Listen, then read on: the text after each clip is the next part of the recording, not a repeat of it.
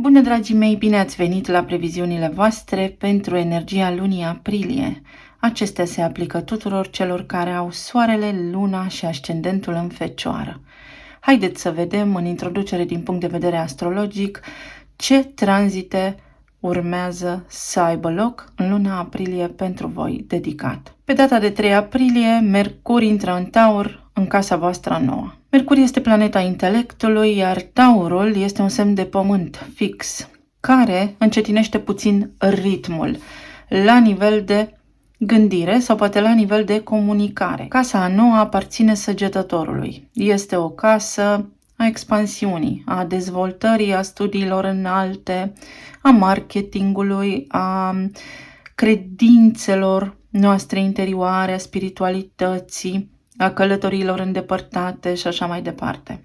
Mercur va pune cumva amprenta sau vă va ghida să luați în calcul elemente sau lucruri care au legătură cu ceea ce am enumerat anterior. Însă o va face sistematic și foarte eficient, deloc risipitor. Este ca și când acum veți aloca energie constructiv într-o direcție care are legătură cu dezvoltarea voastră personală, dar cu o dezvoltare înaltă, cu salturi în conștiință la nivel de spiritualitate.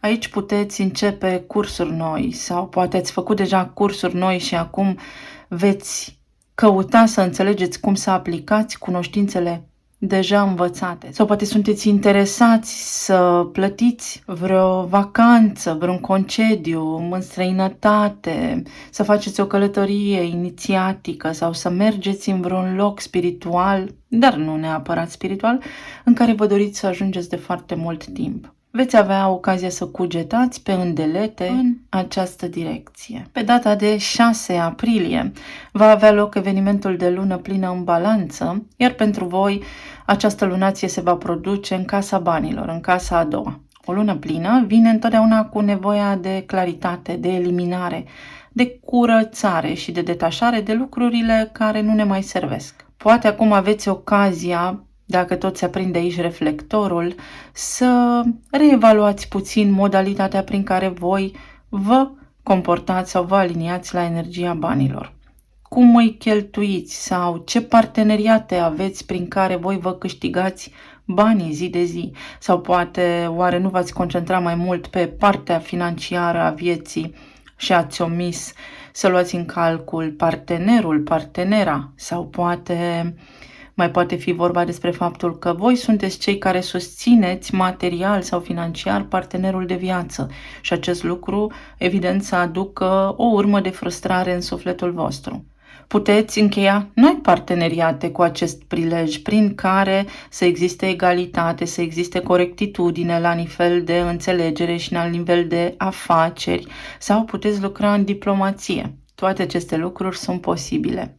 Puteți înlătura acum un tipar comportamental nefavorabil în zona planului financiar, dacă acest lucru vă doriți. Toate acestea vor fi susținute ulterior și de Venus, care pe data de 11 aprilie intră în Gemeni, în casa voastră a 10-a, casa carierei, dar și casa menirii, a sufletului vostru, a chemării voastre interioare pe scena publică. Cine sunteți voi? Care este menirea voastră?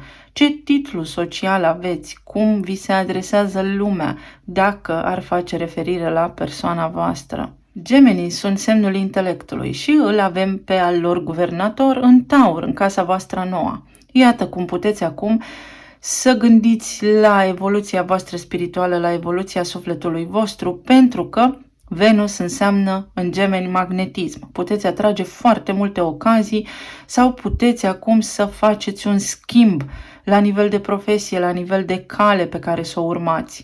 Profesional, dar și sufletește. Veți putea atrage foarte multe discuții, foarte mulți oameni alături de care să construiți parteneriate, să construiți un drum, o echipă și așa mai departe. Venus în Gemeni înseamnă abundență, înseamnă ocazii sociale în care mă pot regăsi pentru a-mi crea oportunitățile favorabile astfel încât să reușesc, astfel încât să mă aliniez cu dorința mea interioară cea mai mare. Mai apoi, pe data de 20 aprilie, vom avea cea de-a doua lună nouă din Berbec. De data aceasta, această lună se va produce la 29 de grade Berbec și este totodată și o eclipsă hibridă de soare. O lună nouă înseamnă intenții noi, trasarea de intenții noi, noi dorințe care acum pot apărea sau reapărea la suprafață. Acest tip de eveniment a mai avut loc undeva prin 2005, iar lunația despre care vorbesc acum va avea loc în casa voastră a 8-a. În casa banilor celorlalți sau în casa taxelor și a impozitelor, în casa traumei pentru că aparține Scorpionului și este guvernată de Pluto, în casa sexualității, la nivel de pasiune intensă, profundă, dar și de trezire spirituală prin energia Kundalini, în casa morții și a renașterii, la nivel de orgoliu. Oare ce anume s-a întâmplat acum 18 ani, cam așa? Unde erați atunci și despre ce era vorba? Pentru că această lunație are o doză de înțelepciune ancestrală acolo. Sunteți pregătiți să porniți într-o nouă direcție care are legătură cu casa 8-a. Sunteți pregătiți să porniți într-o nouă direcție care are legătură cu pasiunea voastră interioară, cu lăsarea în urmă a unor lucruri care nu vă servesc, dar în sensul profund, trecerea de la profan la sacru, să spunem. Este o bună ocazie acum să inițiați, să fiți propriul vostru pionier și să alegeți o nouă direcție în viața voastră, pentru că această casă unde se produce la voi această lunație reprezintă puterea, un pact pentru putere, o promisiune interioară că veți reuși și că veți începe, veți avea curaj și determinare să mergeți pe cel mai bun, pe cel mai potrivit, dacă putem spune așa, drum pentru voi și sufletul vostru. Imediat după această lunație, soarele va intra în Taur și va lumina casa a noua, unde se regăsește deja Mercur. Veți putea avea vitalitate, veți putea avea determinare să începeți cursuri, să vă axați pe credințe sau să revizuiți anumite aspecte care au legătură cu credința, cu modalitatea în care voi vă încredeți în idealuri și în oameni. Mercur, pe 21 aprilie, va retrograda în casa voastră a noua în Taur la 15 grade. 15 este cifra diavolului, adică a planului fizic. Vă puteți elibera de constrângeri materiale sau de constrângeri limitative la nivel de credință. Puteți sparge niște bariere, puteți atinge niște culmi înalte la nivel intelectual sau la nivel evolutiv, spiritual. Pe Mercur retrograd este bine să fim atenți la contracte, să nu le semnăm dacă avem cum, nici de muncă, nici de vânzare-cumpărare, pentru că vorbim despre Mercur și despre comerț, să fim atenți la ce vorbim, cu cine vorbim sau să ne gândim de 2 ori înainte de a face acest lucru. De asemenea, fiind vorba despre o casă a călătorilor îndepărtate sau pe distanțe lungi, este de luat în seamă faptul că dacă vă doriți acum să vă planificați vreo vacanță, mai puteți aștepta puțin sau puteți analiza de 2 ori înainte de a lua o decizie în ceea ce privește destinația sau locația. Haideți să vedem acum despre ce este vorba pentru voi și prin energia cărților de tarot. La baza energiei avem următoarele mesaje. Universul și suntem toți praf de stele. Numărul 31 sau Împărăteasa și Magicianul. Te îndrepți către dorința ta cea mai mare și acum ai ocazia să o manifesti, să devină concret și palpabil totul pentru tine. Îl avem aici și pe Saturn în Pești, care produce vindecare la nivel de traumă, la nivel de subconștient și este ca și când aștepți după barieră, iar bariera acum se ridică și tu ai drumul liber să faci ce sufletul te îndeamnă. Universul te poartă pe brațe, trebuie doar să-ți stabilești intențiile și să ai claritate mentală asupra lucrurilor pe care vrei să le faci sau a drumului pe care vrei să îl începi. Leoaică. Ai suficient de multă experiență să faci ceea ce îți dorești și să accepti viața așa cum este, dar și să renaști, pentru că avem numărul 13 care aparține cărții Moartea din Tarot sau Scorpionului. Drept urmare, această carte vine și pune amprenta exact pe ceea ce spuneam în legătură cu luna nouă sau cu eclipsa de soare hibridă din casa voastră a 8-a. Renaștere la nivel de traumă, la nivel de vindecare. Puteți să vă vindecați de lucruri care au fost alături de voi în subconștientul vostru o foarte lungă perioadă de timp, pe care practic le-ați cărat după voi ca bagaj de aproape 2 decenii. Aveți forța interioară, aveți experiența de viață necesară să depășiți acum tot ceea ce v-a incomodat și nu ați realizat în acest timp.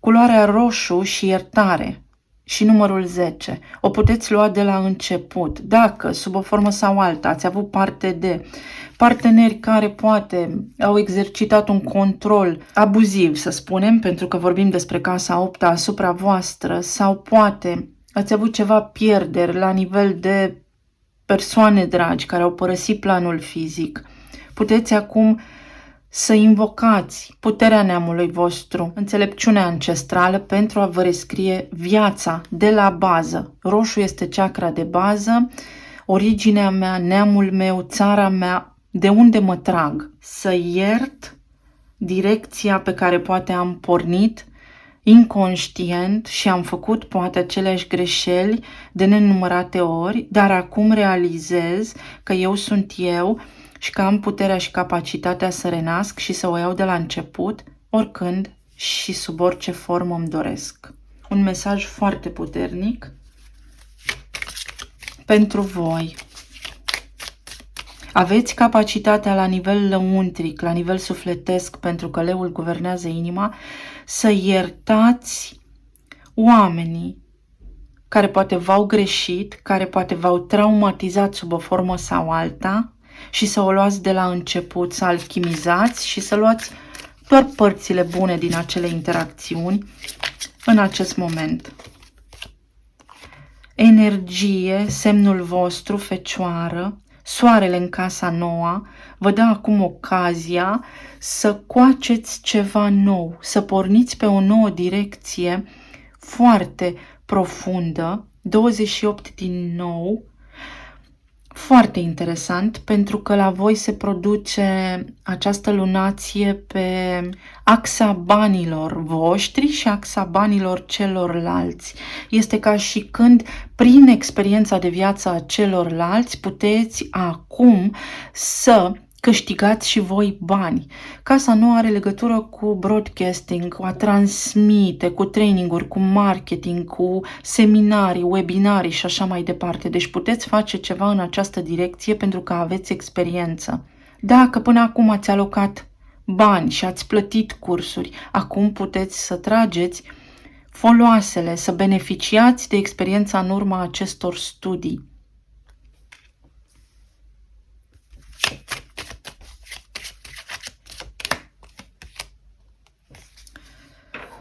Omul bogat, energia masculină din voi acum vă împinge către materializare, către noi intenții.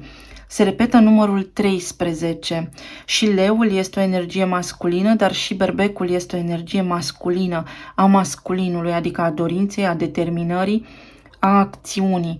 Puteți acționa acum sau lucrurile pe care voi le trasați acum foarte clar în mintea voastră pot deveni realitate într-o formă concretă și palpabilă, pentru că vorbim despre energia taurului. Vă puteți crea un cadru foarte bun la nivel material, dar și spiritual, sufletesc, să atingeți abundența și la nivel de trăire, dar și în planul fizic. Să vedem ce ne spune și tarotul.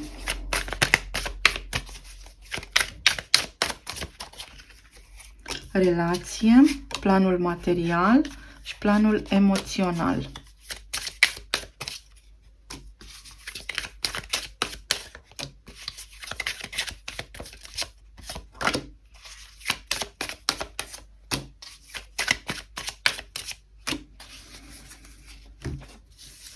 La nivel de relație, avem regina de spade, regele de monede, regina de bâte, roata și 6 de monede. Foarte interesant. Sunt mai multe scenarii aici, precum foițele de ceapă. La nivel de relație, în acest moment, Venus, planeta iubirii din Gemene, acolo vă cere să vă găsiți calea și să vă găsiți stima de sine. Să puneți voi, în primul rând, accent pe stima voastră de sine pentru ca și ceilalți să o facă. Pentru unii dintre voi s-ar putea, pe parcursul lunii aprilie, să traversați o separare, dar o separare asumată, poate chiar și un divorț, pentru că omul alături de care sunteți în acest moment este foarte prins în planul material și s-ar putea să aibă niște provocări financiare pe care să nu le poată depăși și voi să fiți cei care sunteți creatori în acest domeniu. Adică voi să fiți cei care trageți după voi și întrețineți posibil partenerul vostru sau persoana voastră de interes. Ori acest lucru poate acum să iasă în lumină, să se clarifice și voi să doriți egalitate sau puteți cere partenerului vostru de viață să vă întâmpine la jumătate, să facă ceva în această privință pentru a nu mai fi voi cei care susțineți familia sau relația pe deplin. Pentru alții dintre voi există potențial de revenire a persoanei voastre de interes acum pentru a se putea echilibra lucrurile între voi doi. Posibil persoana voastră să fi fost plecată o lungă perioadă de timp din viața voastră, să fi căutat să se înalțe, să se educe sau ascensiune, dar în planul fizic, pe plan financiar, și acum să își exprime dorința și voința de a vi se alătura din nou. Pentru alții dintre voi, lăsați în spate pe cineva cu care nu mai rezonați la nivel de energie, de simțire și de gând și vă îndreptați către altcineva care vă este mult mai potrivit la nivel energetic, pentru că înainte aveați parte de multe certuri, relația era una de ceartă, de scandal, de tristețe, de schimbat cuvinte grele, în timp ce acum puteți să vă armonizați, puteți să lăsați deoparte lucrurile care nu vă mai ajută și să porniți către un partener stabil, solid și care să vă fie alături.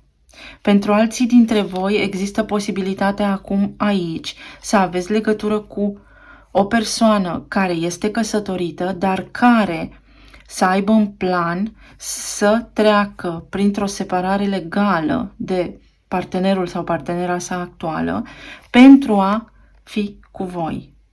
Pentru cei care sunteți singuri acum, aveți și experiență și determinare să vă purtați singuri de grijă și să emiteți frecvența potrivită, astfel încât să atrageți în viața voastră pe cineva compatibil cu voi 100%. Roata, în general, vine cu un sens al predestinării. Avem de 2 ori 10, dar înainte de toate s-ar putea să fie nevoie să iertați pe cineva. Posibil o persoană să vă ceară iertare, iar voi acum să analizați și chiar este bine să o faceți dacă mai coincideți în gândire, în simțire cu această persoană sau nu și în urma acestei discuții sau acestei analize să ajungeți la concluzia potrivită pentru voi. Și acest cadru va fi creat energetic de conjunctura astrală a momentului. 8 de cupe. Aici, iată, avem această eclipsă parțială de soare, să-i spunem exact în casa voastră a 8-a. Și veți avea de ales dacă iertați, luați bucurie din ce a fost și mergeți mai departe către alt drum și către schimbare. La nivel de renaștere, lăsați în urmă trauma, durerea și porniți către vindecarea voastră. Unii dintre voi la nivel de relații veți trece la un alt nivel sau veți începe o altă etapă alături de persoana cu care sunteți. Alții dintre voi veți merge mai departe pe drumul vostru către altă posibilitate și către altă oportunitate. Pentru alții dintre voi, persoana la care vă gândiți voi acum se va îndepărta de voi. Iar pentru alții dintre voi, persoana la care vă gândiți voi acum analizează și integrează niște traume din trecut pentru a se echilibra și pentru a vă întâmpina din nou, pentru a se reconecta cu voi.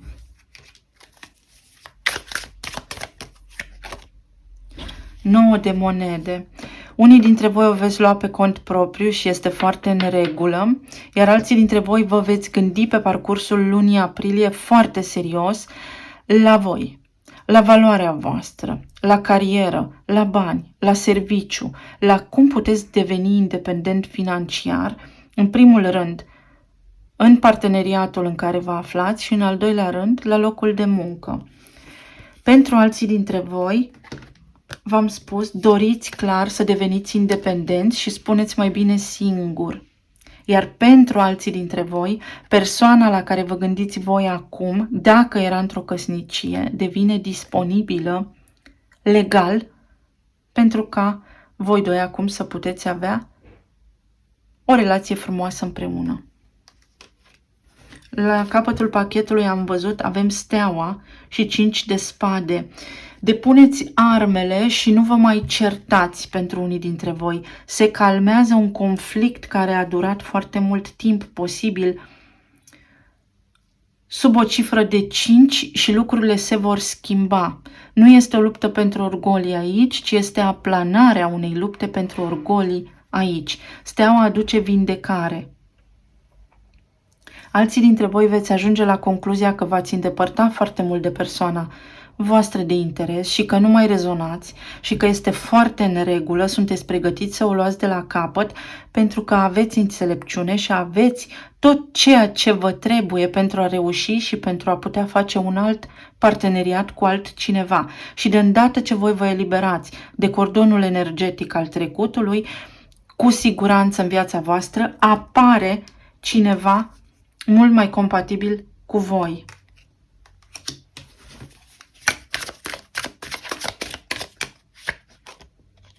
Trei de cupe. Luna aprilie va avea bucurie. Luna aprilie vă va da ocazia să vă eliberați din constrângeri. Dacă cumva ați traversat vreo perioadă în care ați fost 3 în relație sau ați avut parte de vreun trio amoros, acest trio amoros se încheie. Fie voi părăsiți acest trio, fie persoana la care vă gândiți voi și îndreaptă atenția către altcineva, fie persoana la care vă gândiți voi vine către voi și renunță la cea de-a treia persoană. Dar aici, cartea aceasta 3 de cupe spune bucurie. Bucurie la nivel de suflet, fac ceva pentru mine, sau eclipsa de soare din Berbec. Fac ceva pentru mine, în sfârșit îmi ating chemarea sufletului, Venus în Gemeni în casa 10-a, în sfârșit merg pe drumul meu, sau mă bucur că în sfârșit, uite, am găsit pe cineva, așa cum am eu nevoie, pe cineva ancorat în realitate, pe cineva alături de care să pot construi o viață frumoasă și o familie frumoasă.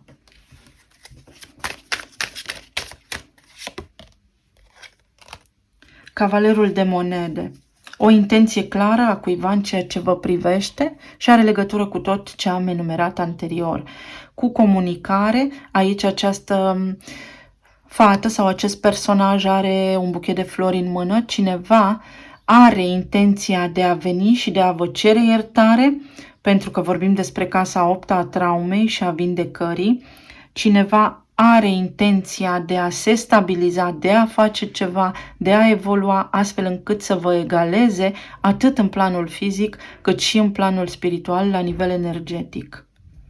Un început stabil, un început concret, o concluzie concretă în relația voastră pe care o puteți trage cu bucurie pe parcursul lunii aprilie. Pe planul financiar,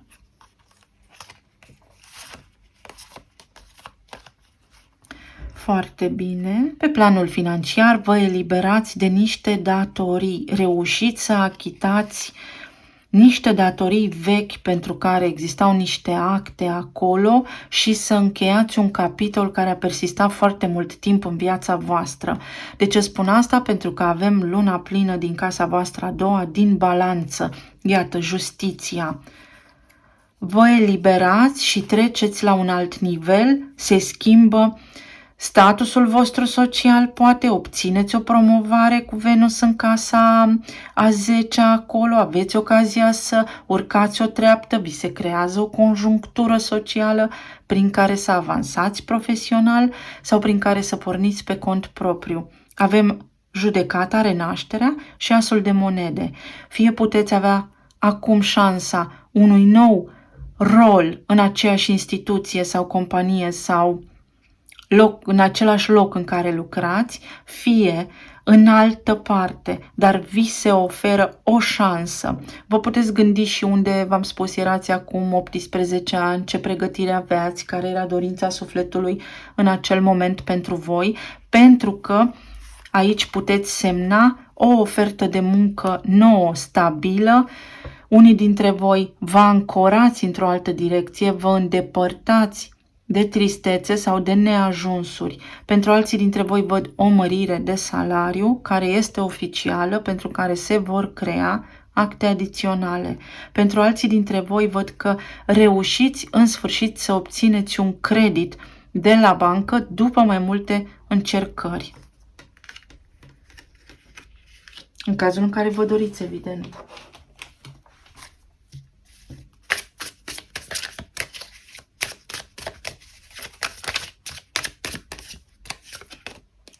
Asul de spade, revelație, ocazia unui interviu, ocazia unei discuții care poate veni neașteptat către voi, să evoluați la nivel de plan financiar.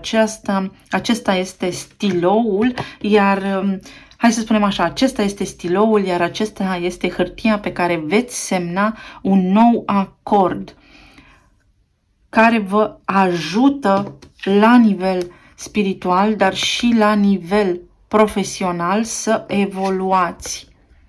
Această intenție pe care o puteți trasa acum în berbec, sub eclipsa de soare în casa voastră a 8-a, înseamnă o revenire, o vindecare, poate, a relației voastre cu banii și abundență. O nouă ofertă de serviciu, o mărire, acte, viză, statut social, rezidență, cetățenie, călătorie. Puteți acum să dispuneți de resurse financiare pentru un concediu despre care v-am spus că ar fi mai bine să analizați încet și pendelete dacă este locația sau destinația potrivită pentru voi și să nu vă grăbiți.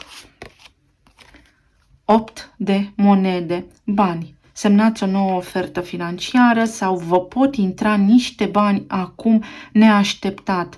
Fie reglați niște lucruri pe la vreo instituție, fie alții dintre voi divorțați acum și acesta este partajul, fie acesta este un proces pentru care acum aveți soluția sau cum se numește în lege și în termeni legali. O instanță care vă dă un câștig de cauză, mai poate fi aici.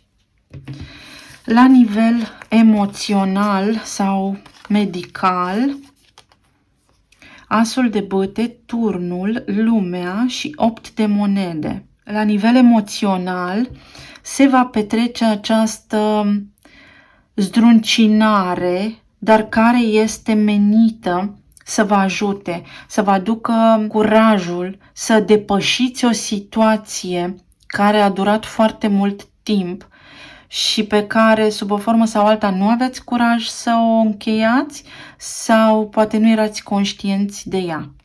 Are legătură cu valoarea voastră, are legătură cu stima voastră de sine și are legătură cu modul în care voi vă poziționați într-o relație. Asul de bâte spune un proiect nou, o idee nouă, o direcție nouă, o pasiune nouă. S-ar putea să cunoașteți pe cineva, acest personaj de aici, care poate fi femeie sau bărbat, dar să fie foarte determinată sau foarte determinat, și să încheiați o lungă perioadă de solitudine sau de așteptare, sau poate reveni cineva în viața voastră aici, după o lungă perioadă de absență, alături de care acum să construiți o relație stabilă, o casă stabilă, Pentru alții dintre voi văd că doriți să construiți, să terminați, să finalizați construcția unei case sau să o începeți, dar aveți ceva provocări la nivel de instituții, de cadastru, de plan, de arhitectură, de fundație, etc.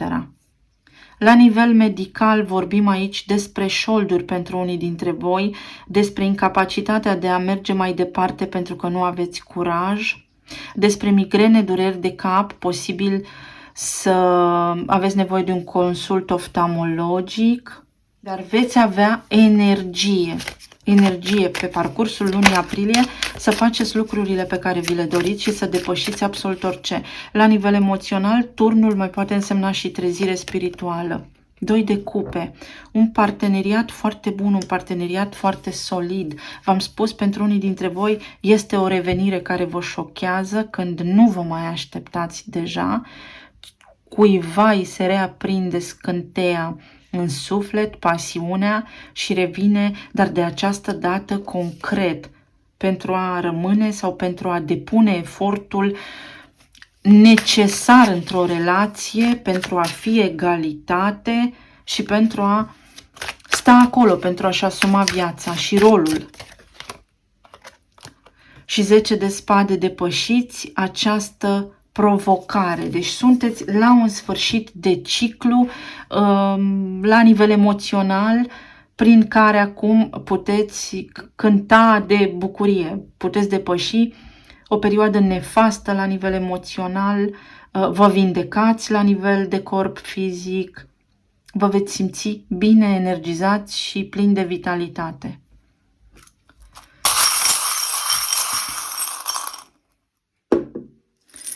În talismane avem ancora, v-am spus, vă îndreptați către o perioadă foarte stabilă în viața voastră sau luna aceasta va fi foarte stabilă. Veți închide sau veți bifa pe lista voastră de activități zilnice, una câte una, sarcinile pe care vi le-ați trasat sau dorințele pe care le aveți. Unii dintre voi trebuie să vă întoarceți puțin în trecut și să faceți pace aici, să iertați ceva ce are legătură cu trecutul vostru. Pentru alții dintre voi aveți nevoie de un pic de atenție sau să vă îndreptați puțin atenția către copiii voștri pe parcursul acestei luni. Avem semnul vostru, Fecioară, din nou copiii sau dacă aveți vreun copil născut în Fecioară, va avea un progres sau o realizare sau vă veți conecta foarte bine cu acel copil. Din nou o ancoră, v-am spus, iată asul de monede care va apare și aici, va aduce foarte multă liniște. Pe planul financiar vă găsiți un echilibru, vă găsiți calmul, liniștea, pacea. Și vă va face foarte mare plăcere la nivel de relație. Cineva fie revine din trecutul vostru și vă salută, fie cunoașteți acum pe cineva predestinat. Iată mâna Universului, vedeți? Vedeți? Fix la fel, mâna Universului. Se dezgheață o situație, scăpați de o tensiune, posibil unii dintre voi arterială, posibil alții dintre voi mentală. Avem Q, o finalitate, S și U, As, noi doi împreună, deci puteți cunoaște pe cineva care poate are legătură cu Sudul sau care poate este de altă naționalitate ca și voi. Urcați o treaptă, vedeți, urcați o treaptă și emoțional și sufletește și profesional. Sau trebuie să alocați un pic de atenție unui copil care trebuie să urce o treaptă. Poate aveți copii care au capacitatea, trebuie să dea examen la liceu și așa mai departe.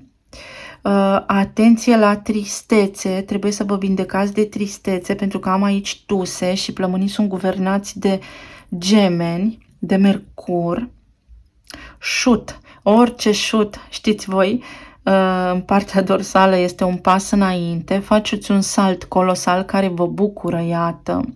Alții dintre voi veți face ceva din pasiune, veți transforma pasiunea în venit, în profesie. Avem aici iubire și un început. Soț, iată, cineva vă devine soț, puteți cunoaște pe cineva foarte stabil sau luna aprilie are legătură foarte mare cu partenerul vostru de viață, fie vă eliberați de cineva, exact cum v-am spus, alături de care ați fost foarte mult timp, fie primiți o cerere în căsătorie, fie partenerul vostru de viață, persoana voastră de interes, acum realizează că vă iubește la propriu și se calmează conflictele, intrați într-o zonă de iubire deplină, de abundență.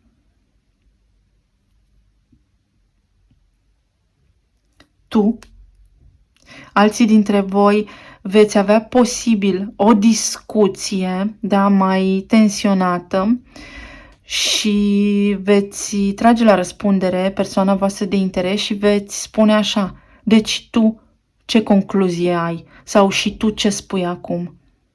Dar discuția va aduce o concluzie sănătoasă, calmă, veți ști ce aveți de făcut. Atenție la oase, la reumatism. Cineva poate apela la ajutorul vostru în această lună, să vă ceară o mână de ajutor. Evoluție spirituală foarte, foarte profundă, să știți, pentru voi, dragii mei. Am Lao Tzu, cum se spune.